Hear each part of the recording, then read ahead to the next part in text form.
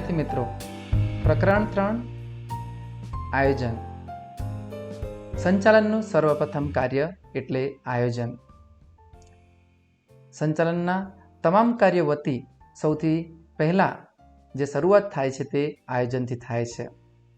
આયોજન વગર સંચાલનના અન્ય કાર્યો જેવા કે વ્યવસ્થાતંત્ર, દોરવણી, અંકુશ જેવા કાર્યો આગળ વધતા નથી. તેથી જ કહેવાય છે કે આયોજન એ સંચાલનનું સર્વપ્રથમ કાર્ય છે. અને આજના વર્તમાન સમયમાં તમામ જગ્યાએ આયોજનનો ઉપયોગ થતો હોય છે. ઉદાહરણ તરીકે શાળાઓમાં, કોલેજોમાં, હોસ્પિટલોમાં, રાજકીય, આર્થિક, ધાર્મિક, સામાજિક કે સાંસ્કૃતિક તમામ ક્ષેત્રોએ આયોજન થતું હોય છે. તો ચલો આપણે આ આયોજન વિશે હવે વિગતવાર વાત કરીએ છીએ. તો સૌથી પહેલા આપણે જોઈએ છીએ આયોજનની વ્યાખ્યા.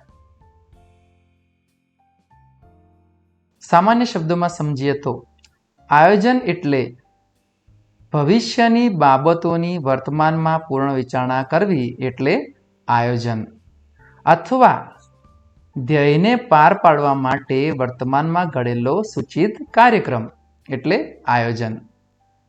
આગળ વાત કરીએ આપણે. અહીંયા બે વ્યાખ્યાઓ આપેલી છે, ધ્યાનથી જોવાનું છે. એક બિલી ગોએટ્સના મતે અને બીજું છે જ્યોર્જ ટેરીના મતે. તો પરીક્ષામાં તમને પ્રશ્ન પૂછવામાં આવે કે આયોજનનું કાર્ય એટલે ખાલી જગ્યા કાર્ય, તો પસંદગીનું કાર્ય જે વાત કરી છે ડૉક્ટર બિલી ગોએટ્સના મતે. બીજી વ્યાખ્યા અહીંયા આપેલું છે ડૉક્ટર જ્યોર્જ ટેરીના મતે. કાર્યની યોજના એટલે પરિણામોની પૂર્વ વિચારણા, કાર્યને અનુસરવાની નીતિ, તબક્કા અને ઉપયોગમાં લેવાતી પદ્ધતિ નક્કી કરવી. તો ખાસ ધ્યાન રાખજો, આયોજનનું કાર્ય એટલે પસંદગીનું કાર્ય કોણે કીધેલ છે? બિલી ગોએટ્સ. અને ડૉક્ટર જ્યોર્જ ટેરીની જે વ્યાખ્યા આપી છે એ પણ સારી રીતે તૈયાર કરશો. હવે વાત કરીએ છીએ આયોજનના લક્ષણો. તો ખાસ ધ્યાન રાખવાનું છે, સૌથી પહેલું કાર્ય છે આયોજનનું સર્વવ્યાપી પ્રવૃત્તિ છે.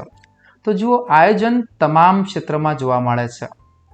ધંધો, યુદ્ધ, શિક્ષણ, રમતગમત, રાજકારણ, સામાજિક કે ધાર્મિક ક્ષેત્રમાં આયોજન કરવું પડે છે.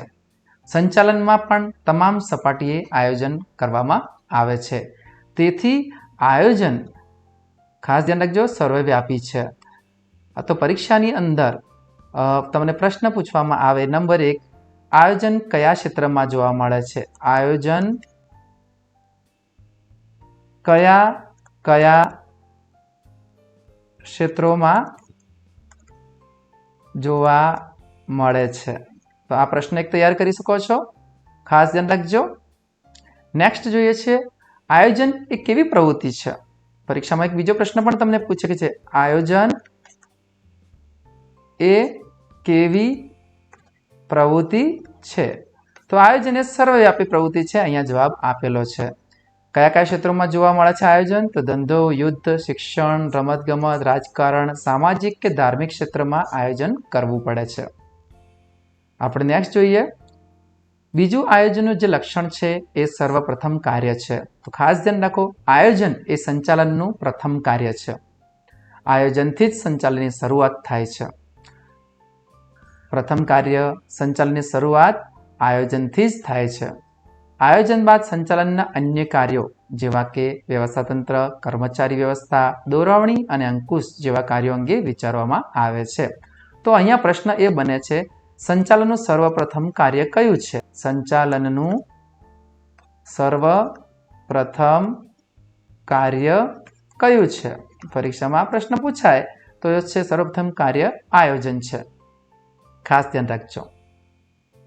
સંચાલનના નંબર 2, સંચાલનમાં આયોજન સિવાયના અન્ય કાર્યો કયા? સંચાલનમાં આયોજન સિવાયના અન્ય કાર્યો કયા છે? તો ખાસ ધ્યાન રાખજો, આપણે આગળ POSD CORB વિશે વાત કરી ચૂક્યા છીએ. તો વ્યવસ્થાતંત્ર, કર્મચારી વ્યવસ્થા, દોરવણી અને અંકુશ વગેરે છે. પ્રશ્ન 3 જોઈએ. 3 એટલે કે ત્રીજું લક્ષણ જોઈએ. આયોજન સભાન અને બૌદ્ધિક પ્રક્રિયા છે. તો આયોજનમાં જે કોઈ નિર્ણય લેવાય છે તે સભાનતાપૂર્વક લેવાય છે, સમજી વિચારીને લેવામાં આવે છે. અને આ નિર્ણયો ગણતરીપૂર્વકના અંદાજોને આધારે લેવામાં આવે છે. કેવા અંદાજો? ગણતરીપૂર્વકના અંદાજોને આધારે લેવામાં છે. તેથી આયોજન સભાન અને બૌદ્ધિક પ્રક્રિયા છે. તો અહીંયાથી પ્રશ્ન એવો નીકળી શકે છે, આયોજન સભાન, આયોજન એ સભાન અને ખાલી જગ્યા પ્રક્રિયા છે. આવું પણ પૂછી શકાય છે. તો બૌદ્ધિક પ્રક્રિયા છે એ તે પણ કહી શકો છો. બીજો પ્રશ્ન એ પૂછાય, આયોજનના નિર્ણયો, આયોજનમાં નિર્ણયો કોના આધારે લેવામાં આવે છે? કોના આધારે લેવામાં આવે છે? ખાસ ધ્યાન રાખજો. ચોથું જોઈએ, પરિવર્તનશીલતા. તો પરિવર્તનશીલ છે કોણ? આયોજન. ધંધાકીય એકમને અસર કરતા પરિબળો બદલાતા આયોજનમાં પણ ફેરફાર કરવો પડે છે. આથી આયોજન જડ નથી. આયોજનમાં પરિવર્તનશીલતા એ આયોજનની પૂર્વ શરત છે. આ રીતે આયોજન એ જડ નથી પરંતુ પરિવર્તનશીલ છે. એટલે કે આયોજનમાં સમયાંતરે કુદરતી અથવા માનવસર્જિત કોઈ સમસ્યા આવે ત્યારે જે આયોજન પહેલાથી બનાવેલું હોય છે તેમાં ફેરફાર કરવાની જરૂર પડે છે. તેથી એમ કહી શકાય કે આયોજન એ જડ નથી પરંતુ પરિવર્તનશીલ છે. તો આયોજનમાં ખ્યાલ આવી ગયો હશે તમને કે પરિવર્તનશીલ કોણ છે? તો કે આયોજન. તો આપણે લક્ષણ નંબર 4 વાત કરી. ચોકસાઈ. અહીંયા થોડું આયોજન કાઢી નાખ્યા છે. ચોકસાઈ. આયોજન ચોક્કસ પ્રકારની ગણતરી કર્યા બાદ કરવામાં આવે છે. આયોજન કેવી રીતે કરવામાં આવે છે? ચોક્કસ પ્રકારની ગણતરી કર્યા બાદ. તેમાં ધ્યાનમાં લેવામાં આવતી બાબતોનો ચોકસાઈપૂર્વક અભ્યાસ કરવો પડે છે.